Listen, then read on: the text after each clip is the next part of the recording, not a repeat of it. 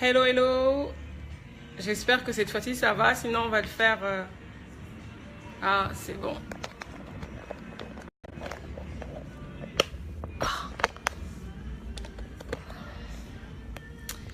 Hello, hello. Est-ce que vous êtes là? Je suis un peu comme ça. Oh, donc ma décoration... Hello tout le monde, bienvenue encore sur Heather, ma plateforme Heather.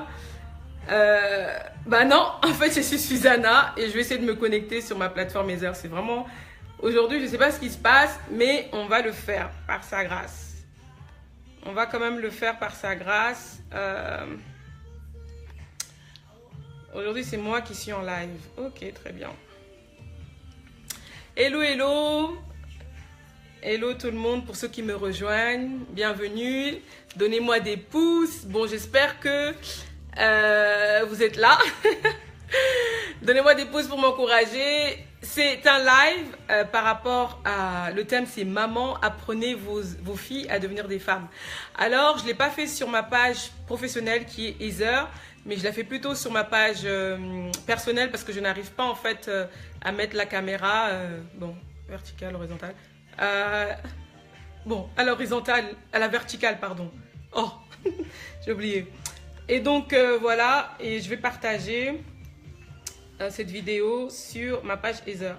Donc, si vous pouvez me donner 2 minutes, donnez-moi des pouces. Hello Jay, hello Gwen, Jasmine, c'est très bien. Est-ce que vous m'entendez? Je ne sais pas si j'ai bien... Vous m'entendez très bien? Ah, vraiment.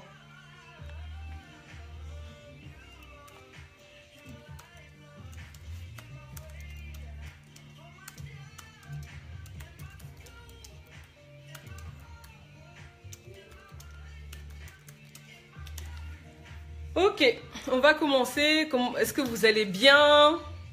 Merci de pouvoir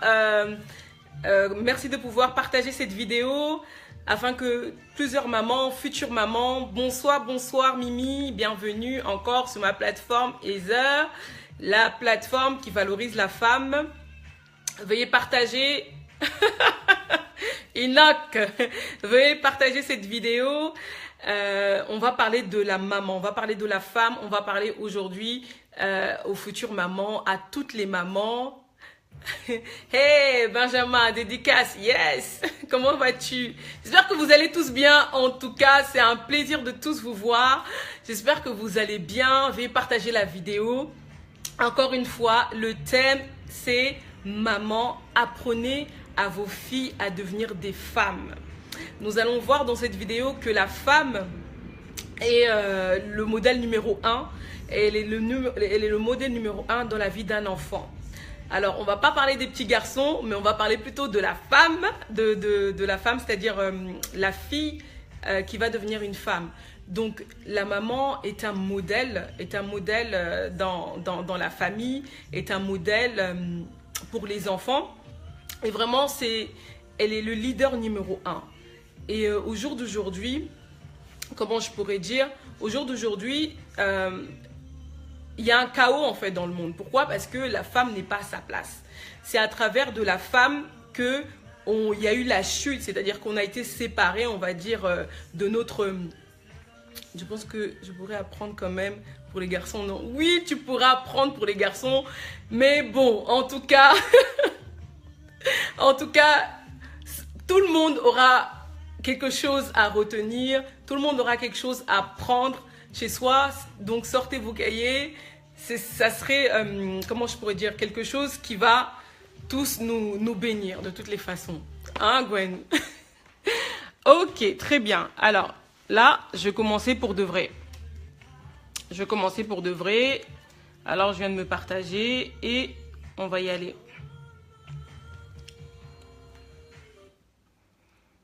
Comment ça s'appelle?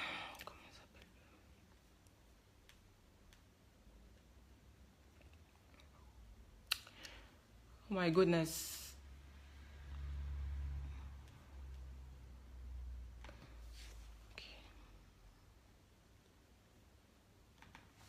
Ok, très bien. Encore merci de m'honorer avec votre présence. bienvenue sur cette plateforme Heather. Et aujourd'hui, en fait, nous allons parler de maman, apprenez vos filles à devenir une femme. Voilà. Alors, comme je le disais, aujourd'hui, la mère est le modèle numéro 1 de la famille. Elle est le modèle numéro 1 de la famille. Pourquoi? Parce que la maman, c'est elle qui possède tous les besoins pour les enfants. C'est elle qui possède tous les besoins dans la nourriture, le lait maternel. C'est elle qui l'a. La maman, elle a un amour inconditionnel que le père, malheureusement, il ne l'a pas comme la maman l'a. Donc, voilà, la maman, elle est vraiment cette personne qui est le modèle numéro 1. Si vous allez, par exemple, dans une agence d'adoption, si un homme y va, qui est célibataire, on va lui demander mais où est votre épouse? C'est un peu difficile de pouvoir vous confier un enfant si vous n'avez pas de femme. Pourquoi? Parce que la femme, c'est un équilibre dans une famille et l'enfant recherche toujours en fait cette protection maternelle. Et donc aujourd'hui, nous allons parler de vraiment à toutes les mamans. Parce que je me suis rendu compte en fait que il y a beaucoup de chaos. Hello, hello, tiens Natacha, j'espère que tu vas bien. Il y a beaucoup de chaos en fait dans le monde. Principalement pourquoi? Parce que la femme n'est pas à sa place. La femme n'est pas à sa place. Dans les médias, on nous voit comme de la séduction, comme un objet. La dernière fois, je lisais un article dans le Moyen-Orient, la femme est considérée comme un mammifère. Un mammifère, même pas une personne. C'est-à-dire elle est là juste pour procréer. Elle est juste là pour avoir des enfants en fait. Et donc la femme, elle a perdu, on va dire, au niveau de l'être humain, elle a perdu en fait sa nature, elle a perdu sa considération, elle a perdu en fait sa valeur. Pourquoi? Parce que en fait, elle fait peur. Oui, nous faisons peur. Nous faisons peur et donc véritablement, la valeur de la femme est grande. On dit toujours, derrière un grand homme, il y a une femme. Derrière un grand homme de Dieu, il y a une femme à genoux. Il y a une maman à genoux. Donc, aujourd'hui, si le monde va mal, c'est parce qu'on n'a pas été instruite. Nos mamans, elles ont tout fait pour donner, mais elles nous ont aussi transmis selon leur expérience, selon leurs blessures. Elles nous ont transmis aussi selon leurs blessures de l'âme. C'est vrai qu'il n'y a aucune maman qui est parfaite, il n'y a aucun enfant qui est parfait, mais si on pouvait en fait, dès le début, dès la base, pouvoir donner les bons fondements, je pense véritablement que il y aurait le monde, je veux dire comme ça, le monde, mais il y aurait moins de problèmes au niveau du monde. Il y aurait plus de considération pour la femme et donc voilà. Hello Rumi. Donc moi, une histoire qui me fascine beaucoup dans la Bible, c'est l'histoire en fait de la relation de Naomi et Ruth. Nous connaissons l'histoire de Naomi et Ruth. Voilà, Naomi est la belle-mère de Ruth. Naomi est la belle-mère de Ruth et c'est une personne en fait, Naomi a enseigné Dieu, a enseigné la relation du Saint-Esprit, a enseigné la relation de Dieu à sa belle-fille. Donc la maman, elle a plusieurs rôles. La maman, elle a le rôle d'être une femme de prière.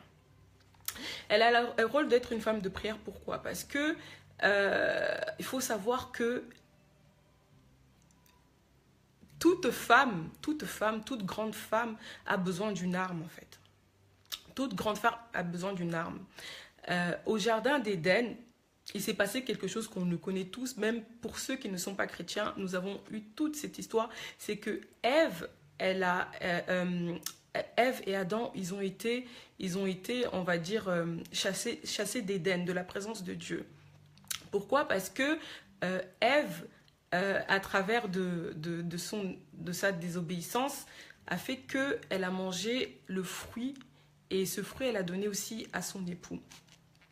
Et donc, ils ont été chassés de la présence de Dieu. Et la femme, c'est à travers de la femme, en fait, qu'il y a eu, on va dire, la chute, le chaos. Et c'est aussi à travers de la femme que Dieu est passé pour rétablir, en fait, ce lien-là. Pourquoi? C'est à travers de la femme. Sans la femme, le Saint-Esprit s'est présenté à Marie et lui a donné son fils, a donné le fils du Seigneur, a fait en sorte qu'elle puisse enfanter. Donc, voyons que la femme est très importante. C'est-à-dire que même si dans le jardin d'Éden, c'est à travers d'elle qu'il y a eu le chaos, mais c'est aussi à travers d'elle qu'elle a pu rétablir la relation avec le Seigneur. Et donc, la femme, elle a un potentiel et elle a une mission très, très spécifique ici sur Terre. Le Seigneur, quand il a créé l'homme, il l'a créé parce qu'il l'a désiré. Il a créé l'homme parce qu'il a dit, voilà, je veux faire quelqu'un à mon image, un homme à mon image. Et cet homme, à travers de cet homme, il a retiré une côte. Et cette côte, c'est la femme. Et cette côte, c'est là où nous sommes venus. Et ça veut juste dire en fait que nous sommes dans ce monde pour combler un vide. Parce qu'une côte, quelqu'un, en fait, on a été retiré de la côte d'un homme. Ça veut dire qu'on représente en fait, quelque chose d'utile en fait. On est là pour combler un vide, que ce soit dans les nations, que ce soit dans l'environnement, que ce soit dans la vie d'un homme. On est là pour combler un vide. Et la femme, elle a été créée parce qu'elle est indispensable. Et cette femme, moi comme toi, nous sommes vraiment, j'aime le dire à chaque live que je fais, j'aime dire que la femme est vraiment la barrière entre l'ennemi et l'homme. L'ennemi est là et l'homme est là et la femme, elle est au milieu. Elle fait barrage. Pourquoi? Parce que le Seigneur nous a donné des capacités qu'il n'a pas données à l'homme. C'est-à-dire que nous sommes des guerrières. Et au jour d'aujourd'hui, si une femme elle est instruite à la maison, comment se comporter à devenir une femme, elle pourra faire la différence dans le monde. On n'aura plus de prostitution, on n'aura plus vu comme des femmes de séduction ou des femmes fragiles en fait. Donc voilà, ça c'est ma petite introduction.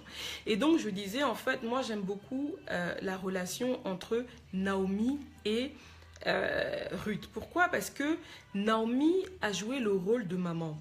Elle introduit Dieu dans la vie de sa belle-fille, qui est Ruth. Hello, hello Igor. Elle a introduit Dieu dans la vie de sa belle-fille, qui est Ruth.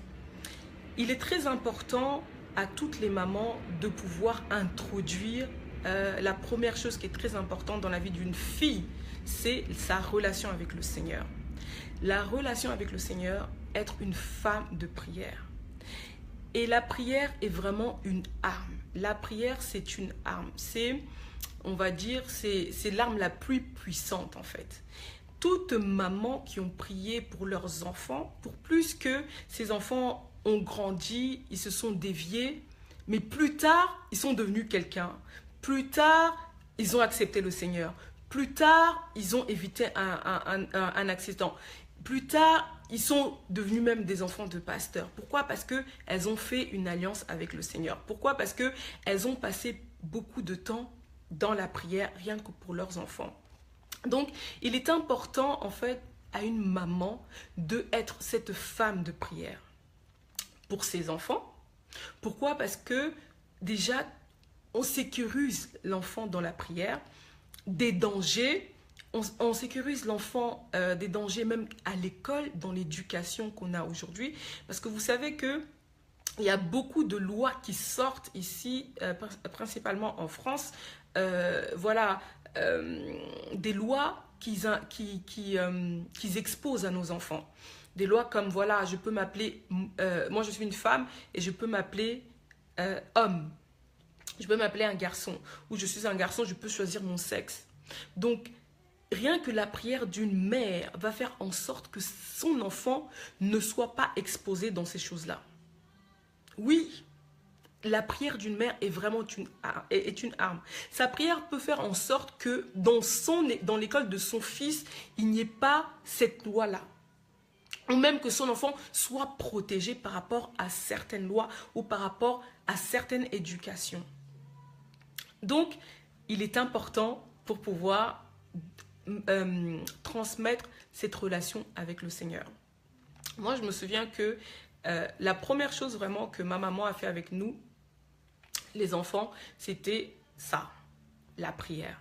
Je suis devenue une femme de prière, pas quand j'ai eu 25 ans, non. J'ai commencé très tôt. Pourquoi? Parce que j'étais exposée en fait à la prière. Notre maman, tous les samedis, qu'est-ce qu'elle faisait? Tous les samedis de 9 h, on se réveillait. Quand on se réveillait, elle nous disait, voilà, vous allez d'abord arranger vos lits. Donc, elle nous apprenait à être organisés. Elle nous apprenait en fait à faire nos lits, nous en tant que femmes. Elle nous apprenait aussi à faire quoi? À laver nos sous-vêtements. Et puis après avoir fait ça, on allait dans sa propre chambre. Elle nous enseignait à faire le lit parental. On faisait le lit parental. Moi et mes sœurs, on a fait le lit de mon papa et de ma maman. Et puis après, on passait un temps dans la prière. Vous savez, les petits calendriers où il y avait les dates. Il y avait un petit résumé et un petit verset. C'est comme ça que moi, j'ai appris la parole de Dieu à la maison. La Bible nous dit comme ça que celui qui a reçu la semence dans la bonne terre, c'est celui qui entend la parole et la prend et la comprend. Il porte des fruits. Ça veut dire que pendant ce temps-là, notre maman, elle était en train juste de nous bombarder, de faire sa semence. Comme Naomi l'a fait avec Ruth. Naomi, pendant qu'elle passait le temps Ruth, pendant qu'elle passait le temps avec sa belle-mère Naomi, elle voyait comment sa belle-mère adorait un Dieu. Et donc, elle voyait comment sa belle-mère était dévouée à un Dieu. Même malgré leurs difficultés, ils ont perdu leur mari, mais elles étaient en bonne santé. Donc, elle a vu que non, le Dieu que ma belle-mère sert, il faut que je le sers. Je veux le connaître. Là où tu iras, j'irai aussi. Juste pourquoi? À cause du Dieu de sa belle-mère. Donc, il est important vraiment à toutes les mamans de pouvoir enseigner à ses enfants d'être spirituels. Quand je dis spirituel, d'aller dans la prière, d'avoir une relation avec le Seigneur. Moi, je sais que on est 5 frères et sœurs dans ma famille et j'étais vraiment la plus agitée des enfants. Vraiment la plus agitée. Voilà, quand tout le monde pensait gauche, moi je pensais droite. Quand tout le monde passait au sud, moi je pensais au nord. Donc vraiment la fille qui était vraiment leader avec ses amis et tout, qui était vraiment à l'école et qui influençait en fait ses amis. Mais en grandissant, on ne savait pas, personne ne savait que c'était moi qui allais donner vraiment ma vie à Christ en premier. Pourquoi? Parce que les gens, avec les raisonnements en fait de ce monde, pensaient que non, qui va donner sa vie à Christ, c'est peut-être la plus calme. Mais non, c'est que pendant que ma maman elle faisait la semence, nos cœurs de chaque enfant étaient en train d'être préparés. Mes frères sont venus à Christ après. Après, parce que j'étais un modèle. Moi qui étais très agitée, qui était très dynamique dans ma famille, qu'on disait alors elle, jamais elle va donner sa vie à Christ ou jamais elle va avoir une relation certaine avec le Seigneur, ben c'est elle que le Seigneur en fait a touché plus profondément. Et il s'avère que on a eu plein d'expériences comme ça que le Seigneur a agi à travers ma vie et qui a fait que tous mes frères et sœurs sont venus à Christ. Juste parce que ma maman, quand on était petit, nous apprenait à prier, nous apprenait à avoir une relation avec le Seigneur. Par exemple, ma petite sœur qui était dans une relation, en fait, qui était mariée déjà depuis 4 ans et demi, elle n'enfantait pas. Elle n'enfantait pas. Ils sont partis voir tous les médecins du monde, des États-Unis et de Paris. Et tout le monde disait que tout allait bien. Ils leur donnaient des médicaments, mais ça ne marchait pas. Et donc, un jour, dans ma communion avec le Seigneur me disait, Susanna, prends un jour de jeûne ou une semaine, elle avait dit une semaine de jeûne et prière pour ta sœur. Prends un jour de semaine pour ta sœur et tu vas voir le miracle que je vais faire. Donc, qu'est-ce que je fais? Moi, je rassemble tous mes frères et sœurs, en fait. Mes cousines, pardon. Je rassemble, en fait, on était 4. Je dis, non, j'ai vraiment la conviction qu'il faut qu'on aille prier, supplier au Seigneur pour que la petite, la dernière, puisse enfanter. Parce qu'on est parti voir les médecins. On est parti aux États-Unis, à Paris. Ils nous disent qu'ils n'ont rien. Mais le Seigneur est en train de me dire de mettre un moment à part pour eux. Et donc, pour faire l'histoire courte, on a mis un moment à part pour eux. Et le jeûne était du lundi au dimanche. Je me souviens, on avait commencé du lundi. Et au vendredi, il y a une de mes sœurs qui priait avec nous, disait non, j'ai reçu qu'elle doit s'unir, elle doit s'accoupler, elle doit s'accoupler avec son mari ce vendredi. Il faut que celle qui veut avoir des enfants, il faut qu'elle s'accouple avec son mari. Hello Patricia, thank you. Il faut qu'elle enfante, il faut qu'elle s'accouple avec son mari, pardon. Et donc, qu'est-ce qui s'est passé? Au moment où, ce vendredi-là, c'est au moment en fait où elle est tombée enceinte, dans le jeûne et la prière. 10 jours après, ma petite sœur elle a, par exemple, elle fait son test de grossesse parce qu'elle voyait que ses seins grossissaient, elle voyait en fait qu'elle n'était plus la même. Et donc, elle m'appelle, elle commence à pleurer. Je lui dis, mais qu'est-ce qui se passe? Elle me dit, non, je suis enceinte. Je lui dis, tu es enceinte? Et nous, on criait, on disait, ah, gloire à Dieu.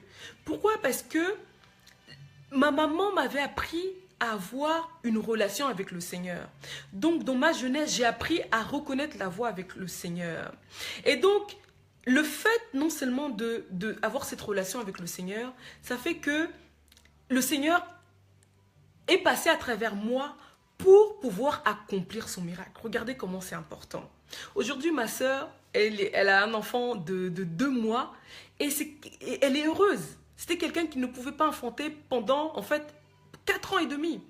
Mais parce que j'ai eu la relation avec le Seigneur et parce que ma maman a fait cette semence et que j'avais compris, j'avais gardé cette relation avec le Seigneur et j'ai pu entendre la voix du Seigneur et ma sœur a enfanté.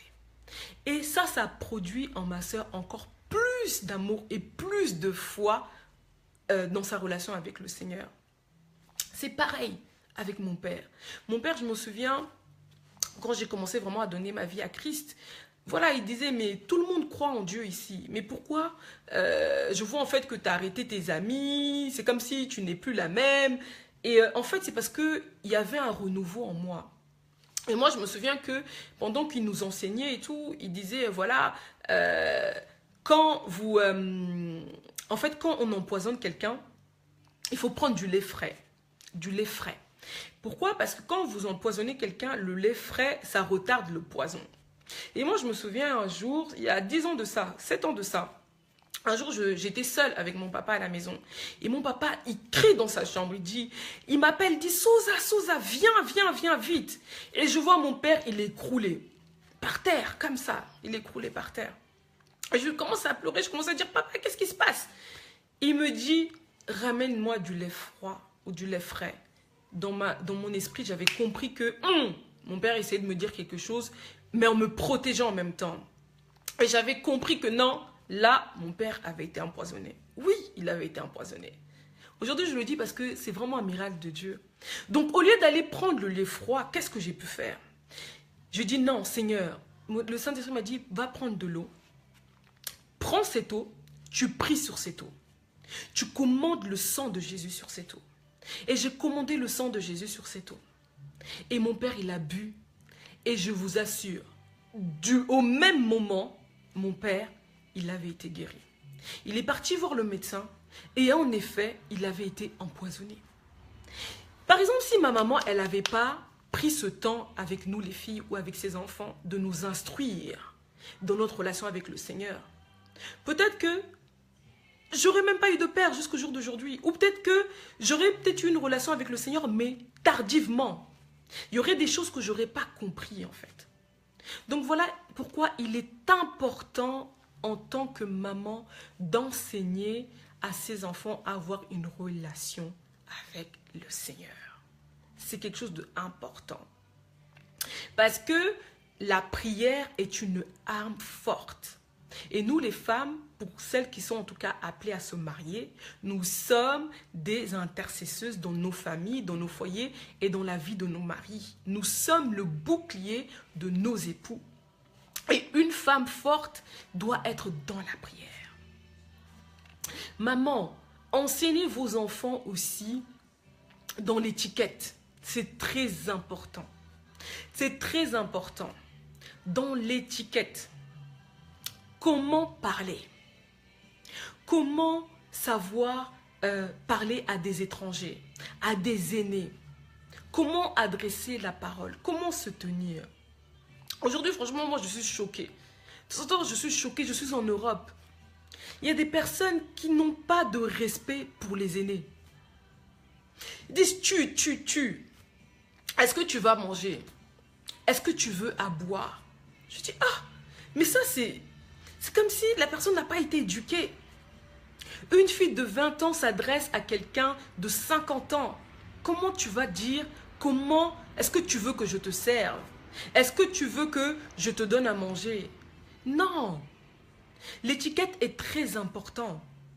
L'étiquette fait que nous fait comprendre en fait que cette personne a une bonne éducation. Ça donne le respect aux autres. Oui, ça donne le respect aux autres. Comment se tenir? Une femme, tu es une fille.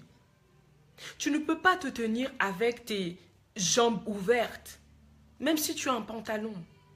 Tu dois te tenir avec les jambes croisées ou fermées. Pourquoi? Parce que ton bas-ventre, c'est une pudeur. Oui.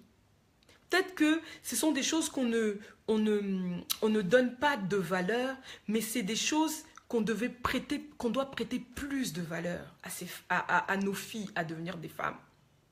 Vraiment. Comment manger? Vous savez que la table, elle est faite de plusieurs assiettes et plusieurs couvercles et plusieurs verres. Oui. Comment une fille, elle va aller en entretien, elle ne va pas savoir qu'il faut commencer de l'extérieur à l'intérieur. Quand tu manges, tu es dans une table avec plusieurs couvercles, on commence de l'extérieur à l'intérieur. Pourquoi? Parce que l'extérieur, ce sont les premiers plats. Les couvercles les plus petits, ce sont pour les entrées. Comment elle va savoir que l'assiette la plus petite est pour l'entrée et que l'assiette la plus grande est pour le repas principal? Si tu ne l'apprends pas. Tu dois l'enseigner. Pourquoi? Parce que demain, elle est appelée à s'asseoir dans la table des grands. Beaucoup d'entre nous ratons des entretiens juste à cause de ça. Parce que nous ne savons pas comment nous tenir à table. Pourquoi à chaque recruteur, on vous dit « Ah, vous voulez qu'on se voit? On va se voir pour un dîner. On va se voir pour un déjeuner. » Vous croyez que c'est parce qu'il a juste envie de manger? Non, il observe. Les recruteurs, les chefs d'entreprise, les PDG, ils observent. Comment tu te tiens à table? Moi, par exemple, je peux savoir si quelqu'un a une bonne éducation par sa manière de se tenir à table. Son cou. S'il met du sel avant même qu'il ne goûte la nourriture. Dans les entreprises, on voit ça. Comment un directeur, il va vouloir te donner il va te donner un dossier si important si tu prends des risques sans t'informer.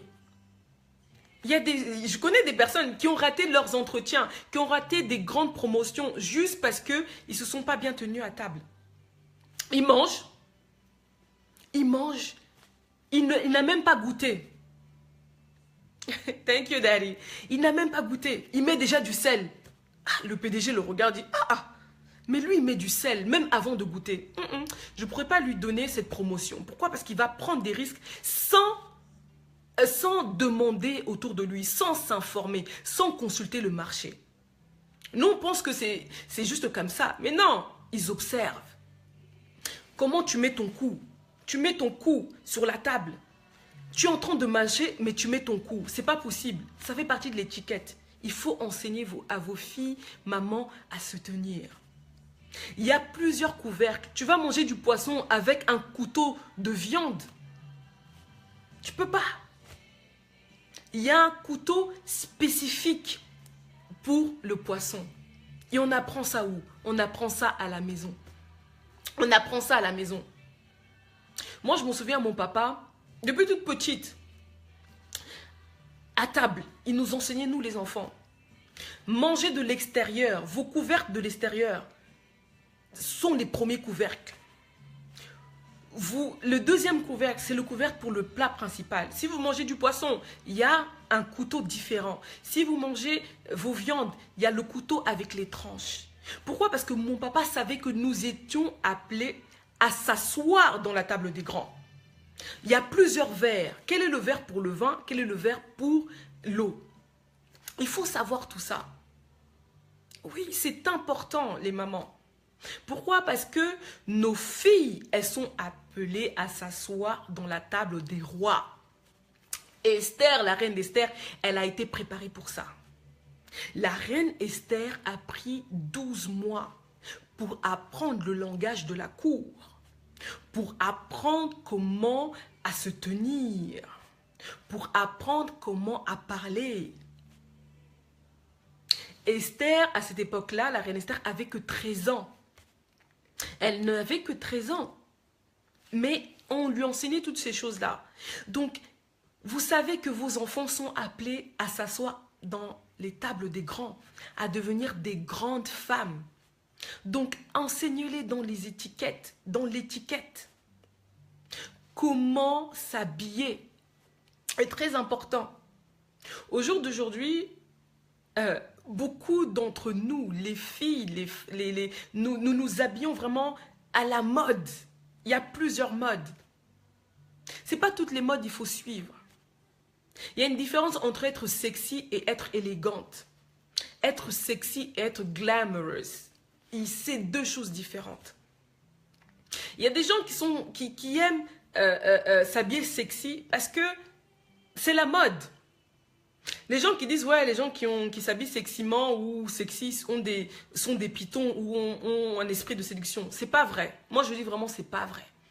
Il y a des personnes qui s'habillent comme ça parce que c'est dû à leur environnement. Il y a des personnes, elles n'ont pas été enseignées. Il y a des personnes parce qu'elles pensent, ou elles veulent simplement aussi séduire. Mais tout n'est pas dans la séduction. C'est parce qu'elles n'ont pas été enseignées que être classique est plus honorable qu'être sexy. Oui. Moi, je me souviens quand j'ai grandi, quand on grandissait, mon papa disait à ma maman, il faut que tu regardes aux filles, surtout moi, surtout moi. Fais attention à ces jupes. Fais attention à ces jupes. Pourquoi? Parce que j'avais un environnement d'amis qui s'habillaient d'une manière sexy. D'une manière sexy. J'aimais les jeans serrés, j'aimais les mini-hauts. Et je m'habillais comme ça devant mes parents. Et mes parents, ma maman, elle disait non, c'est pas comme ça qu'une femme doit s'habiller. Une femme doit s'habiller de manière classique. Première dame. Ça ne veut pas dire que tu dois mettre ton col ici. Regardez-moi, j'ai du rose. J'ai mes boucles d'oreilles. Elles sont bleues. Mais est-ce que je suis sexy? Non. Est-ce que vous voyez ma poitrine? Non. C'est ça. Apprenez à vos enfants comment s'habiller, à comment se tenir, à comment parler aux grands. À comment parler aux grands. Tu ne peux pas dire, de temps en temps j'entends des personnes dire, ouais, comment va ta mère? Ta mère? Comment va ton père? Mais en tout cas pour moi, l'éducation que moi j'ai pu avoir, franchement, c'est comme si une insulte. En Europe, on ne voit que ça. On a oublié en fait on oublie en fait cette éducation. Au lieu de ramener les bonnes choses, on a été corrompu par... on a été exposé par l'éducation occidentale. Non, on prend les bonnes choses et on garde les bonnes choses. On prend les bonnes choses, on écarte les mauvaises et on garde les bonnes choses.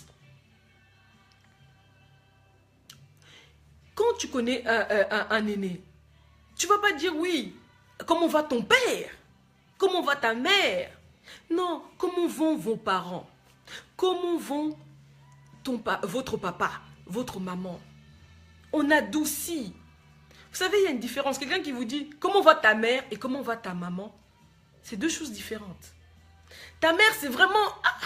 c'est difficile à recevoir. Mais comment va ta maman? Il y a une intimité, il y a quelque chose de doux dedans, de paisible. Comment va ta maman? Moi, je me souviens quand je suis arrivée en France. Je suis arrivée en France, mes pères spirituels, ou même les gens avec qui je parlais, ils me disaient, mais toi, tu as une éducation aristocrate. Je dis, mais pourquoi? Pourquoi quand tu t'adresses à nous, tu t'adresses à la troisième personne? Je dis, comment ça? Je dis, non, je te demande de faire un travail et tu me dis comme ça, est-ce que, par exemple, c'est mon pasteur, il me dit, par exemple, mon pasteur, on va dire, il s'appelle Gilbert. Et donc, mon pasteur Gilbert, il me demande, il dit, ouais, voilà, Susanna, moi, j'ai besoin que tu fasses ce travail pour moi. Et donc, je le regarde, je lui dis, est-ce que pasteur Gilbert veut que je mette le PowerPoint comme ça? Est-ce que le pasteur Gilbert voudrait que je mette la couleur rouge?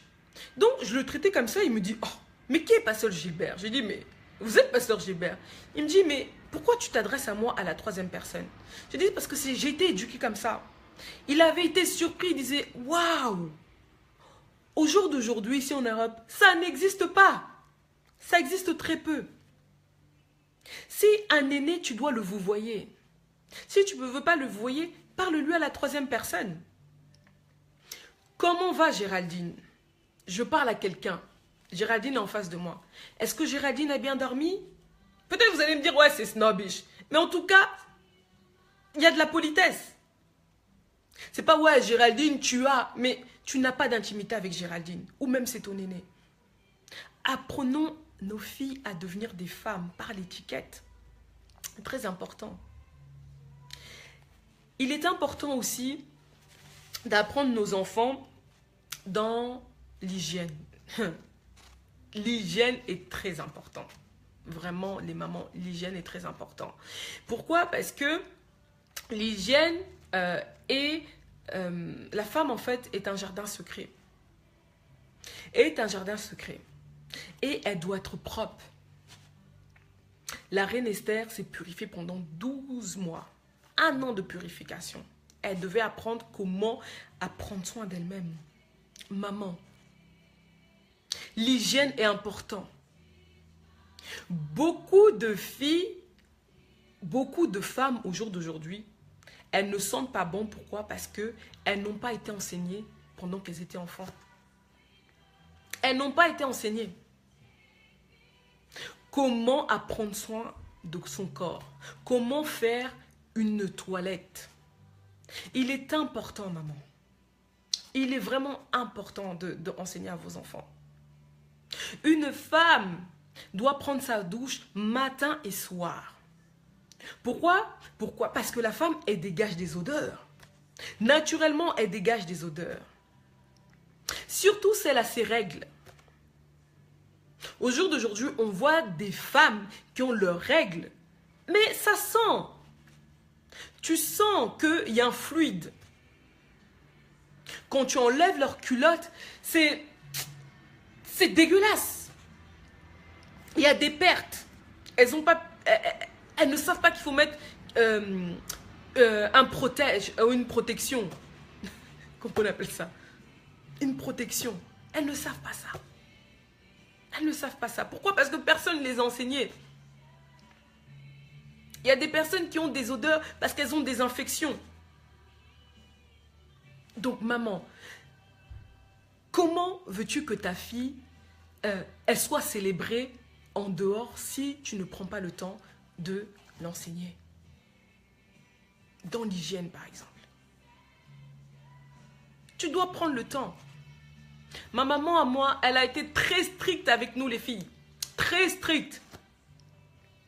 Elle nous faisait laver nos bas-ventres dans le bidet. 2 lavabos. Je disais, maman, il y a 2 lavabos à la maison. Elle disait, non, ça c'est pour brosser tes dents et ça c'est pour laver ton bas-ventre. Ma maman, jusqu'au jour d'aujourd'hui, je la vois le matin et le soir, elle se lave. Elle se prépare pour son mari. Elle se prépare pour son mari. Mais aujourd'hui, maman, elle a quel âge? Elle a 54 ans. Mais elle se prépare comme une fille coquette de 13 ans. Donc elle va être coquette et pas les enfants, et pas les filles. Non, c'est pas possible.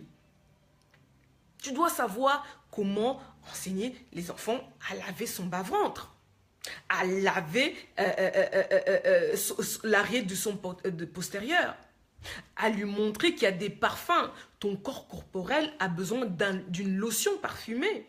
Ton corps corporel a besoin d'un parfum. Ton corps corporel a des odeurs. Oui. Comment brosser ses dents? La langue, elle doit être rose. Au jour d'aujourd'hui, on voit des langues blanches. Toutes les dents sont crémeuses. Comment c'est possible? Ma langue... Les dents doivent être blanches. La dernière fois, je parlais, Gilles, si tu es là, Alain, si tu es là, il m'a dit, ah, Susanna, j'ai écouté une de tes vidéos. Tu m'as dit, va te brosser avec les mâles diamants. Ça marche, les mâles diamants marchent. Vous avez les dents blanches, vous avez vos langues qui sont roses. Oui. Au lieu d'avoir les langues blanches. Non, il faut être propre. On ne parle pas du matin. Le matin, forcément, tu sens ton odeur. Mais il faut savoir garder une hygiène, même dans la bouche. Si tu as une maladie, il faut prendre des remèdes. Il y a des astuces. Vous faites bouillir le gingembre, le miel et le citron et vous buvez le jus. Vous faites un traitement d'1 semaine. Vous allez voir que ça va laver vos foies. Ça va laver le foie. Sauf si vraiment c'est un cas extrême. Sauf si c'est vraiment spirituel. Et la dernière fois, j'ai eu une des filles qui a écouté en fait ma vidéo. Elle m'a dit comme ça, voilà, j'ai vraiment ce problème, j'ai publié. Et quand je l'ai eu, en fait, quand je l'ai eu par message, j'ai eu le Saint-Esprit qui m'a dit directement, c'est un esprit de... C'est un esprit de rejet qui est venu à travers de la mauvaise haleine par rapport à elle et à sa famille. Et quand j'ai vu ça, j'ai pris autorité. J'ai prié par rapport à ça et j'ai pris autorité. J'ai dit, esprit de mauvaise haleine, tu sors de sa vie. Parce qu'en fait, c'est un esprit de rejet qui est rentré dans sa vie, dans ses parents, pour qu'elle puisse se sentir rejetée en forme de mauvaise haleine. Quand c'est ça, il faut prendre autorité et briser les liens. C'est quelque chose d'héréditaire. Si ton papa, il sent mauvais, si ta maman, elle sent mauvais, vos grands-parents, plus toi, donc il y a un problème, c'est quelque chose d'héréditaire. Donc vous prenez autorité et vous priez. Et je dis, tu reviens d'ici 1 semaine et tu me dis comment ça va se passer si tu n'as pas été visité par le Seigneur. Tu dois prier par rapport à ça. Ah oui, c'est très important les mamans. C'est très important. Dans l'hygiène, comment laver vos culottes? Moi, je vous ai dit, ma maman, j'ai lavé les sous-vêtements de mon papa. Comment j'ai appris à laver les sous-vêtements? Les sous-vêtements, c'est comme ça que ma maman, elle nous a enseigné. Toutes mes soeurs au jour d'aujourd'hui, elles sont mariées. Leur mari peut vous le dire. Elles lavent les culottes, le slip de leur mari. Pourquoi? Parce que c'est comme ça que notre maman nous a enseigné. Peut-être que c'est pas ton délire d'enseigner ton enfant à laver les sous-vêtements de ton époux, mais enseigne ton enfant à laver au moins ses culottes. À laver au moins ses culottes. Quand elle rentrera dans le mariage, elle saura que c'est quelque chose d'intime. Elle va laver sa culotte, elle ne va pas l'exposer devant son mari. Parce que l'homme, il ne veut pas voir la culotte exposée. Il veut la voir simplement chez sa femme, dans son corps. Oui. Donc, il est important. Il est important. Dans le caractère, maman, est-ce que tu touches le caractère? Est-ce que tu sais que tu es un modèle? Est-ce que tu sais que tes enfants t'imitent? Est-ce que tu sais que tes filles, elles ont le regard vers toi? Si tu es une maman querelleuse, ta fille, elle va être querelleuse. Si tu es une maman qui dit, ouais, moi, j'ai pas besoin d'homme, vous allez voir, cette fille, elle va grandir, elle n'aura pas besoin d'homme. Je connais des collègues comme ça. La maman, à la maison, elle est bossy. Elle est vraiment la bosse. C'est elle qui porte le pantalon. Quand tu regardes la fille dans sa maison, elle fait la même chose. Elle fait la même chose. Elle ne peut pas échapper. Elle fait exactement la même chose. Pourquoi? Parce qu'elle a vu sa mère faire. Elle a vu sa mère faire. Est-ce que tu es une maman qui a de l'amertume? Qui a de l'amertume et qui partage à ses enfants? Ou es-tu une maman qui couvre la nudité de ton époux? Le caractère. Ah oui, il faut être une maman qui protège ses enfants. Moi, au jour d'aujourd'hui, je vous assure, j'ai vu que mes parents disputaient 2 fois devant moi. Et pourtant, au jour d'aujourd'hui, je n'ai pas 25 ans. Je n'ai pas 25 ans. Oh, je n'ai pas 25 ans. En tout cas, je n'ai pas 25 ans, ça c'est clair. Je n'ai pas 25 ans. J'ai déjà vu mes parents se disputer 2 fois. Devant nous. Est-ce qu'ils ne se disputent pas? Bien sûr. Mais devant les enfants, jamais. Pourquoi? Parce que dans leur vision, c'est de protéger l'enfant. De protéger l'enfant, en fait. Ils ont décidé de ne pas s'exposer quand ils se disputent. Est-ce qu'ils sont en désaccord? Ils sont en désaccord.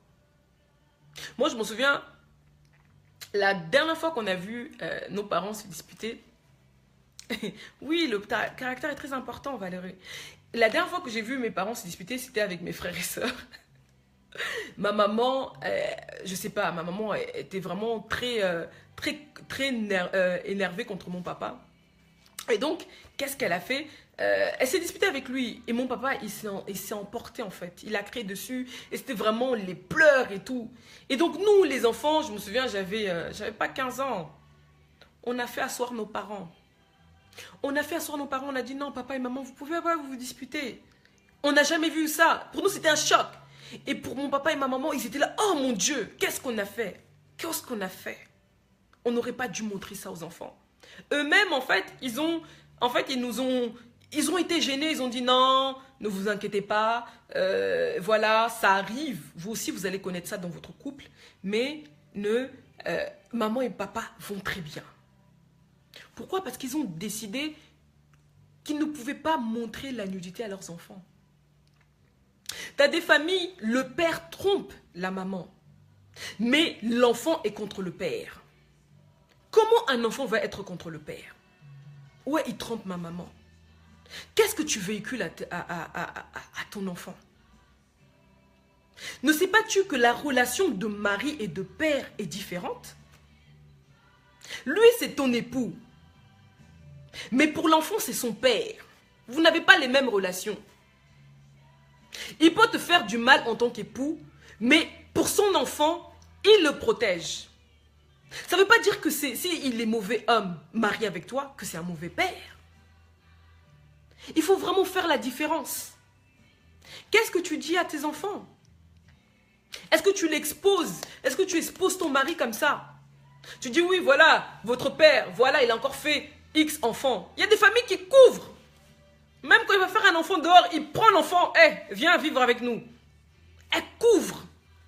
Elle couvre. Pourquoi? Parce que elles veulent que les enfants soient en bonne santé, soient des bonnes mamans, aient un bon caractère, ne soient pas dans la division. Beaucoup d'enfants grandissent dans le rejet. Beaucoup d'enfants grandissent dans le sentiment de rejet. Mon papa a eu plusieurs enfants avec différentes femmes. Mais est-ce que tu as couvert cette nudité? Est-ce que tu as pris tous les enfants? Est-ce que tu les as aimés au même degré? C'est très important. La dernière fois, j'ai analysé 2 familles. Il y a une famille où la maman, le papa, il trompe sa femme. Mais la maman, elle est tellement en train d'alimenter que l'enfant, au jour d'aujourd'hui, elle est vraiment dévastée. Elle ne pardonne pas. Elle n'arrive pas à pardonner son père. Et l'autre famille, le père a fait la même chose. Mais la maman a couvert la nudité du père. La maman a couvert la nudité du père. Et a dit, c'est peut-être parce que l'enfant a su plus tard. Les enfants ont su plus tard. Ah non, papa avait des enfants dehors à la maison. La maman a dit, ici c'est moi la chef de cette maison. C'est moi qui est l'épouse de votre père. Votre père, c'est mon époux, mais il reste un père fidèle. Peut-être il m'a trompé, mais il reste un père fidèle. Donc, ces enfants, ils n'ont pas d'amertume contre leur papa.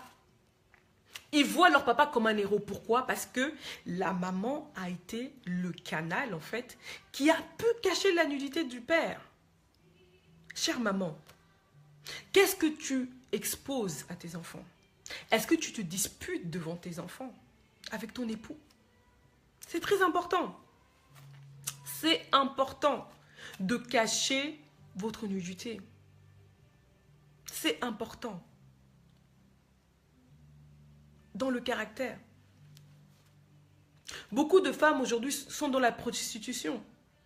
Pourquoi? Parce que une maman a dit, voilà, devant les hommes, tu dois les faire languir. Un homme, quand il te voit passer, il ne doit pas te voir, il doit pas te résister. Tu as semé ça dans l'enfant. Si tu as fait ça, réponds-toi. Maman, répondez-vous. Parce que c'est resté, c'était une semence dans la tête de l'enfant, de cette jeune fille. Aujourd'hui, elle est dans la prostitution. Peut-être pas dans les bois de Boulogne ou dans les bois de Vincennes, mais elle est dans la prostitution. C'est-à-dire que à chaque fois pour avoir quelque chose, il faut qu'on lui donne. À chaque fois d'avoir quelque chose chez un homme, il faut qu'il lui donne quelque chose. Ah, tu vas m'offrir quoi? Je veux un Louis Vuitton. Tu pars en voyage, tu vas m'offrir quoi? Avant que je te donne quelque chose. Pourquoi? Parce que, en tant que caractère, la maman, tu as fait quoi? Tu as dit que non, voilà, tu dois être irrésistible devant les hommes. Tu dois obtenir quelque chose des hommes. Non. Une femme est une force. Une femme n'est pas un objet sexuel. Comme on voit au jour d'aujourd'hui dans les médias. Aujourd'hui, la femme est... dans les médias, la femme est un objet. Tu vas voir une pub de voiture, tu vois une femme nue. Pub de parfum, tu vois une femme nue. Pub de montre, tu vois une femme nue. C'est pas possible. Comme je vous ai dit au début de la vidéo, il y a dans d'autres continents, d'autres cultures, la femme est vue comme un mammifère. La femme a perdu la valeur. Si tu ne donnes pas cette valeur, elle ne pourra pas se valoriser. Elle est tout le temps derrière un homme qui ne la veut pas, un homme qui la maltraite. Pourquoi? Parce que tu n'as pas enseigné à l'enfant à être une femme forte ou une femme à se valoriser. Si un homme ne veut pas de toi, si un homme te bat, si un homme ne te valorise pas, tu prends tes affaires et tu avances. C'est très important. C'est très important. Parce que nous, les filles, on voit notre maman comme un modèle. Comme un modèle. Moi, je sais que je viens d'une famille, surtout la famille maternelle, vraiment un problème. Toutes les femmes, elles ont un problème de... elles ont vraiment le sang chaud, comme on appelle ça. Elles ont le sang chaud. Hello, hello, hello, ma chérie. Elles ont le sang chaud. C'est-à-dire qu'elles sont beaucoup dans la querelle. Tu vois qu'elles s'énervent. Quand elles parlent à l'homme, elles parlent toujours, ouais, jamais dans la douceur. Elles sont tout le temps dans le querelle. Et donc, j'ai commencé à examiner chacun. Je vois mes tatas. Mes tatas, si vous êtes là, vous m'écoutez, c'est vrai. Elles sont tout le temps, en fait, très nerveuses. Je commence à examiner mes tatas. Je commence à examiner toutes mes cousines. Ah, merci ma soeur. Toutes mes cousines, elles sont comme ça, elles ont le même problème avec leur époux. Et je commence à dire, mais ça vient d'où ça? Oui, il faut rigoler ces filles. Hein, nos tatas, elles sont vraiment chaudes, chaudes, chaudes. Je dis, ça vient d'où? En fait, ça vient de leur maman. Ma grand-mère, même si elle était diaconesse, mais c'était une diaconesse qui avait le sang chaud. Hein? Et donc, elle, quand un homme faisait du mal à leur fille, elle pouvait même se battre devant tout le monde, rien que pour sa fille. Elle apprenait à ses filles, en fait, comment je pourrais dire ça? Quand il y avait, en fait, un problème, toutes les filles, elles devaient faire des descentes. Toutes les filles, pour le problème d'une, il fallait que toutes les filles, elles allaient régler le problème d'une sœur. Et donc, elles ont grandi comme ça. Moi, j'ai mes tatas comme ça. Si j'ai un problème au jour d'aujourd'hui, je peux ne pas voir mes tatas pendant 10 ans. Mais si je dis j'ai un problème, elles vont faire une descente. Parce que c'est comme ça qu'il y a une partie de ma grand-mère qui les a été transmis.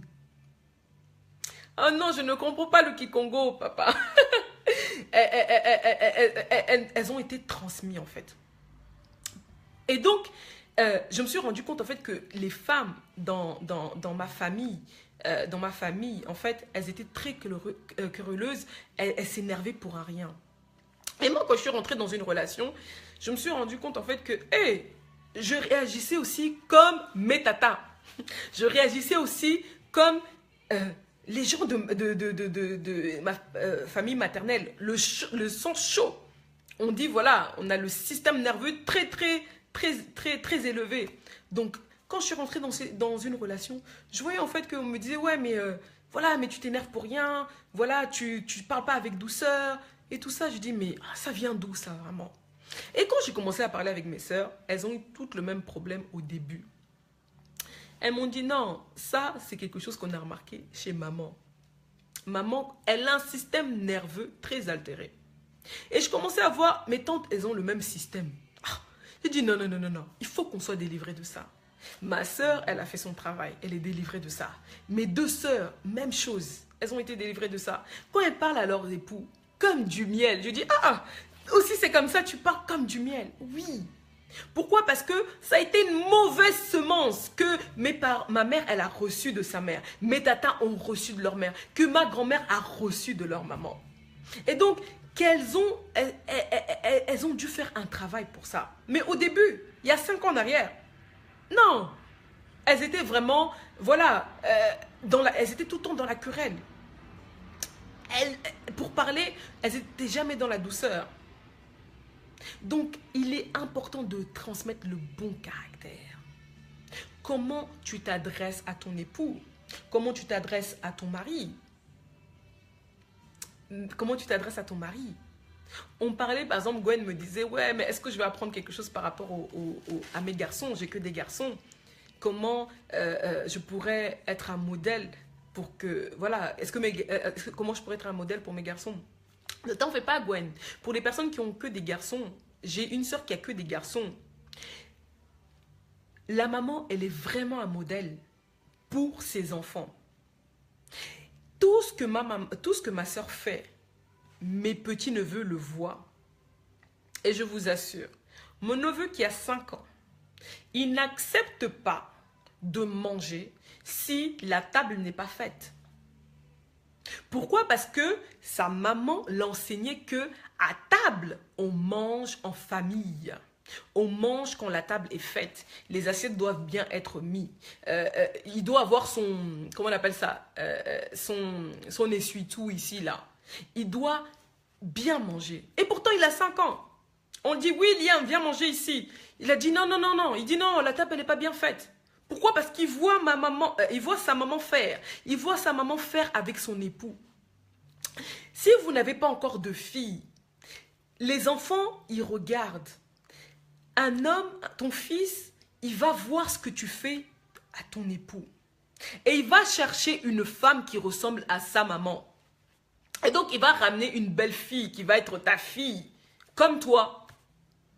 Oui, comme toi. Parce qu'il aura vu que sa maman lui traite d'une manière privilégiée.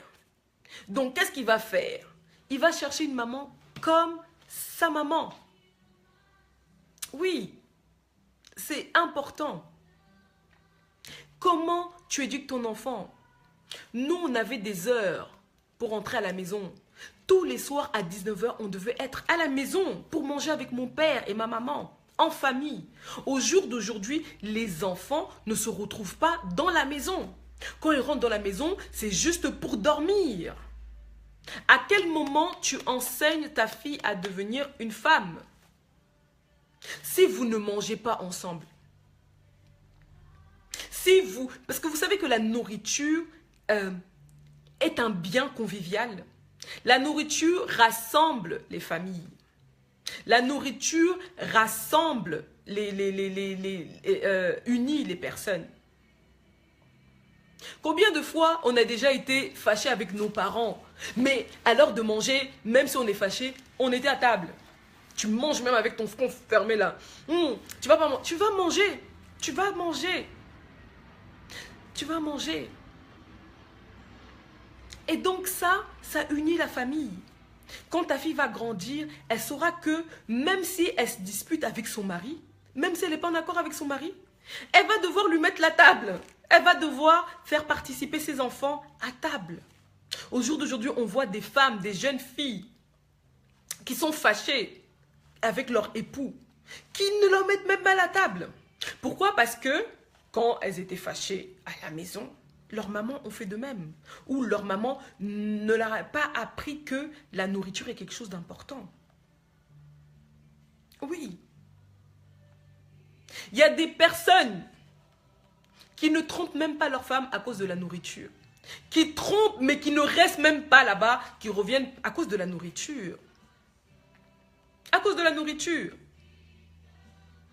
Oui, à cause de la nourriture. Parce que la nourriture unit. La nourriture est un bien familial. Quand il va se rappeler, celle-ci elle est en train de me faire des avances au travail, mais quand il va se rappeler qu'à 19 h, il doit être à la maison parce qu'il a un dîner, ou à 20 h, il a un dîner, il va dire non, j'ai une famille. Je ne peux même pas aller. Oui. S'il y va, il a fait ses besoins, il est revenu. Ou même, il ne va même pas te tromper parce qu'il a la notion de famille.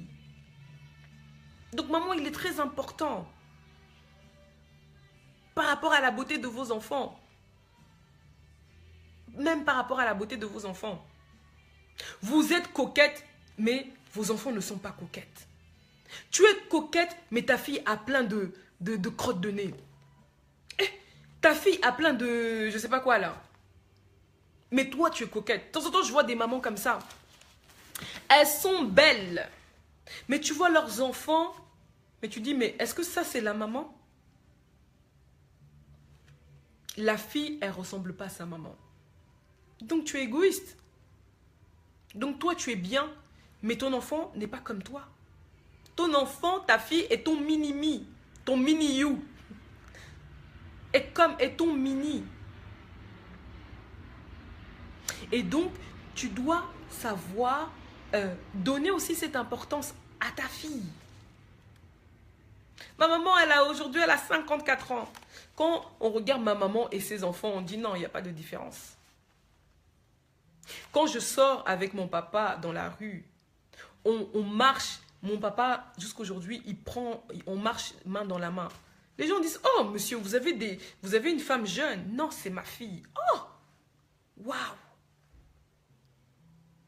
Ma maman, au jour d'aujourd'hui, bon, on est dans les fashions, voilà, on grandit, on dit, ouais, maman, je me suis acheté, bon, ça c'est pour ceux qui le peuvent, ou même ça peut ne pas forcément être de marque. Quand je dis, ouais, maman, je me suis acheté le nouveau Yves Saint Laurent, elle aussi dit, ah bon, moi aussi je veux me l'acheter. Ah bon? Ah oui, mon père la dernière fois, il voit mon frère avec des Louboutins, mais ça c'est quoi avec la semelle rouge? Aussi, je veux m'acheter. Il est parti s'acheter, on lui a même carrément lui donné les chaussures avec des pics. Je dis non papa, ça c'est pas pour toi. Et il est parti changer, il a acheté d'autres chaussures le boutin. Pourquoi? Parce que il y a un investissement. Quand tu investis ton enfant à être comme toi, il y a un retour. C'est-à-dire que ce même enfant va aussi t'enseigner à faire des bonnes choses.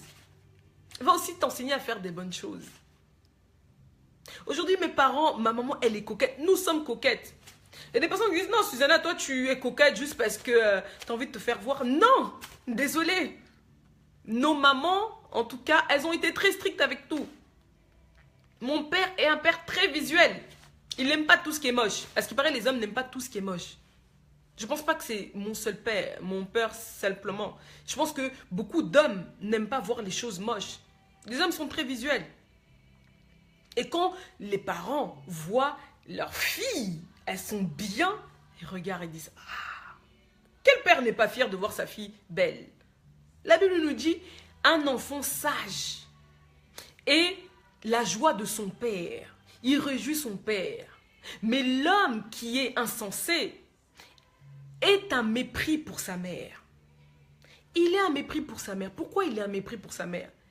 Pourquoi ils ne disent pas qu'il est un mépris pour son père? Parce que c'est à la maman d'instruire. Ça veut dire que s'il n'est pas sage, s'il est insensé, on regarde qui? On regarde la mère. Qu'est-ce que tu n'as pas donné? Qu'est-ce que tu n'as pas instruit? Tu as été négligent avec cette fille. Négligente avec cette fille. Tu n'as pas valorisé. Pourquoi en Afrique, à chaque fois qu'on a, ou même dans les pays maghrébins, orientaux, quand la fille elle tombe enceinte hors mariage, la première personne qu'on met dehors, c'est qui? C'est qui? C'est la maman. La première personne qu'on met dehors, c'est qui? C'est la maman. Pourquoi? Parce que c'est son travail, c'est son en tant que modèle. Elle doit enseigner sa fille à fermer ses cuisses. On ne donne pas, les mamans d'aujourd'hui, oui, c'est pas grave ma fille, si tu t'as trouvé ton premier amour, vas-y, tu peux avoir des relations avec lui. Non, une maman qui est sage va pas dire ça, va dire tu t'offres à celui qui va t'épouser. Au jour d'aujourd'hui, tu t'offres à celui qui est ton premier amour. Non. Ne faites pas ça. Tu es venu de l'Afrique en Europe. Ramène aussi les bonnes choses. Enseigne de la même manière que tu as appris des bonnes choses ici en Europe.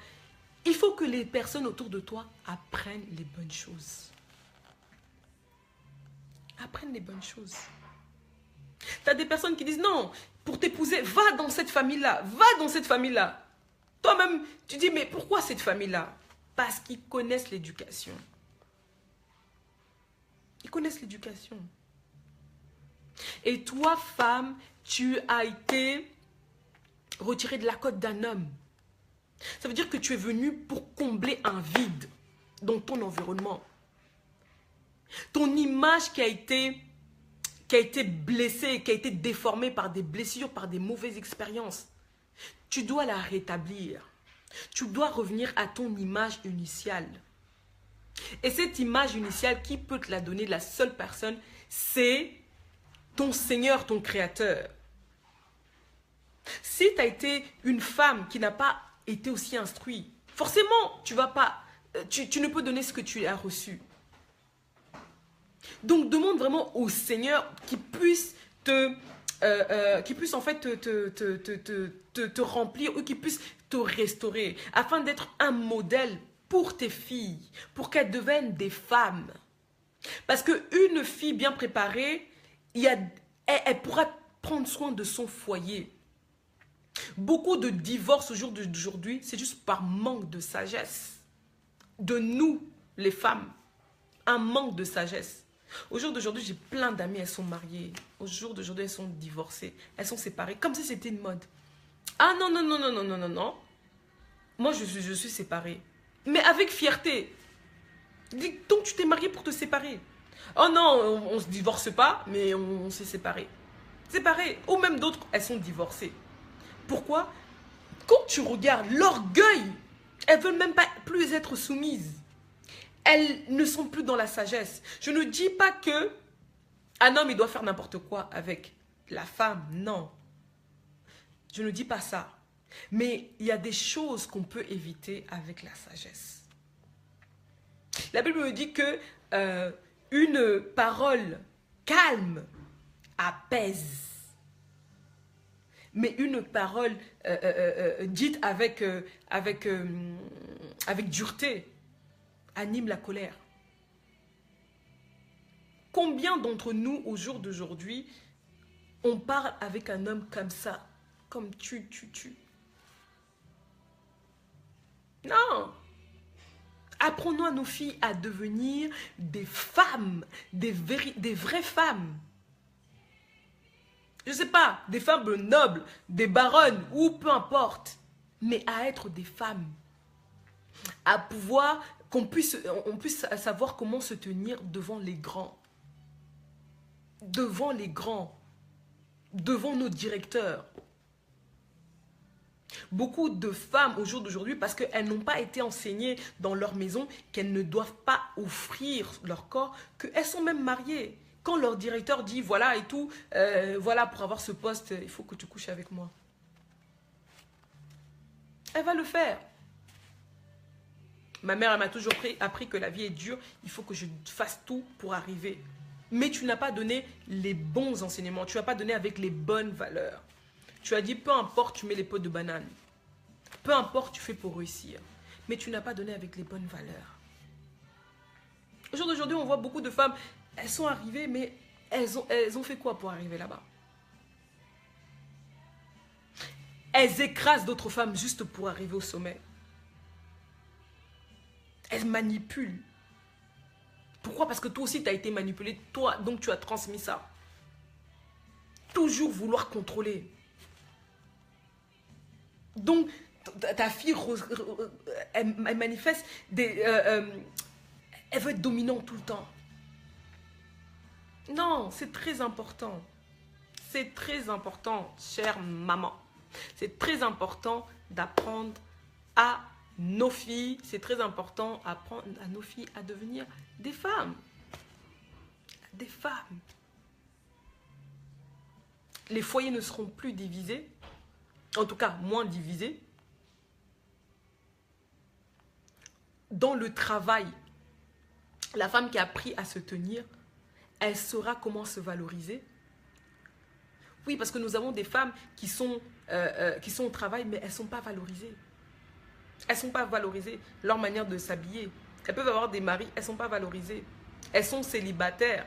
Elles ne sont pas valorisées. Parce qu'elles ne se valorisent pas elles-mêmes. Pourquoi? Parce que à la maison, on ne les a pas, pendant qu'elles grandissaient, on ne les valorisait pas.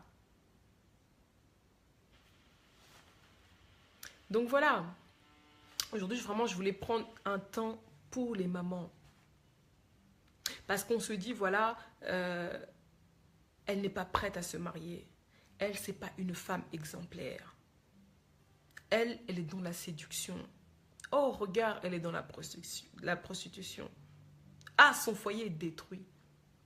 Pourquoi? Parce que le modèle numéro 1 n'a pas été là à 100%. Et si vous n'avez pas eu l'opportunité d'avoir une maman, vous avez des mamans spirituelles, des mères spirituelles. Naomi était comme ça avec Ruth. Naomi était comme ça avec Ruth. Elle a pris soin de sa belle-fille. Il y a des mamans spirituelles. Quand on parle de maman, on parle des mères spirituelles. On parle des belles-mères. On parle de sa maman biologique. On parle même d'une grande sœur. C'est important. Donc voilà. Je ne sais pas si vous avez des questions. Si vous avez des questions. Je sais que ça a été un peu... Au début, ça a été un peu dynamique. Voilà, il fallait que je trouve... J'étais un peu... voilà. Mais voilà. Je ne sais pas si vous avez des questions avant qu'on ne clôture. Des questions par rapport à ça. Est-ce que vous pouvez me donner des pouces? Oui. Je vois Jasmine, elle donne des pouces, des cœurs aussi, si vous êtes là. Mais en tout cas, est-ce que ça vous a ça vous a béni? Est-ce que vous avez été touché par ce message? Est-ce que vous avez compris que l'importance de la mère dans un foyer, l'importance de la mère dans la vie d'une femme? Ah, j'ai parlé comme ta maman. C'est parce que ma maman aussi a parlé comme ça avec moi. Donc voilà, je ne sais pas si vous avez des questions. Je vais prendre peut-être 1, 2, 3 questions. Et je ferai dans la semaine une question, un live question-réponse aussi pour celles qui le désirent. Donc voilà, je peux me connecter? Oui? Je peux me déconnecter, pardon? Donc voilà, pour ceux qui ne me connaissent pas, c'est Zana, fondatrice de la plateforme Heather, une plateforme qui valorise la femme, une plateforme en fait qui a ce désir de motiver la femme à rétablir son image initiale que le Seigneur lui avait donnée au Jardin d'Éden. Parce que la femme a été exposée par plusieurs douleurs, plusieurs expériences qui ont défiguré son visage. Et donc, elle a perdu sa nature. Et cette plateforme est vraiment une plateforme pour aider à toutes les femmes à retrouver leur image initiale à travers du caractère, de l'assistance du Saint-Esprit, de sa relation avec le Saint-Esprit, à travers l'étiquette, l'hygiène, l'éducation, et tout ça basé dans les valeurs chrétiennes. Donc voilà, c'était Zana et je me déconnecte.